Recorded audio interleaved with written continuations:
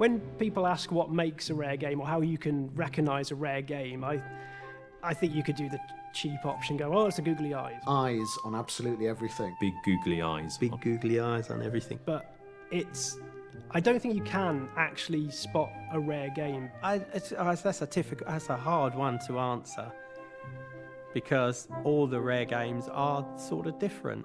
We don't settle into a groove. We always are trying to find something new and exciting to create. And that's not just for the players, because we as developers like doing different things as well. It's a two-way street, but it works really well. What makes a rare game? Innuendo, British humour. We've very rarely done a game that was completely po-faced and straight-laced. We've always tried to make it so that it's going to entertain, because that's what we're in the business to do, entertain. And there's lots of ways to do that. But, you know, we like having a laugh, and we like everybody else that plays our games to have a laugh. You've got to come in and have fun every day, right? If you come in and start wearing suits and just acting a bit dry and just worrying about the numbers or worrying about this, then you're not going to create a fun experience. Everybody has fun. I don't think that you can make fun without having fun, and I think that shows when you play the games.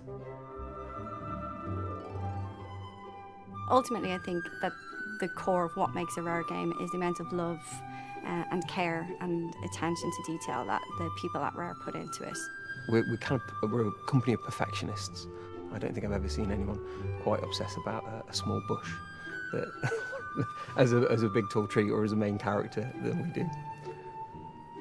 Going that extra mile, it was something that everybody picked up off Tim and Chris. Like, they were really convinced that going the extra mile and putting things in games that players don't expect was what would make their title stand out, and I think everybody kind of took the lead from that.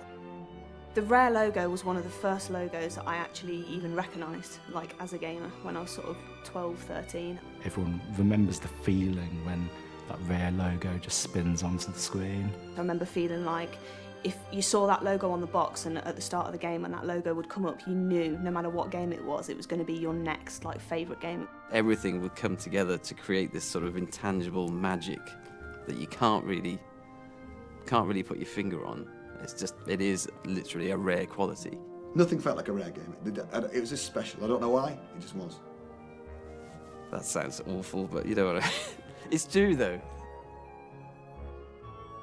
Before I came here, I don't think I could have answered that question, because every game Rare made had a unique quality to it, had something magical about it, an X factor, if you like. And now that I am here, and I've been here a few years, I think what makes a Rare game is the people that work at Rare and the culture of this place. We've got so many people that live, eat, sleep and breathe video games. They've all got the same view. They all want a great game, they all love it, and they all want to play it. Even if it meant that you had to spend almost your entire life at work, it was that end result that you were trying to achieve. You know, you were trying to bring out the next Rare game. I myself, I'm a bit of obsessive and put a lot of hours into this job. And I believe that, I think it shows in the product that if you love the project and you're kind of really passionate about it, you'll put a bit of your soul into it.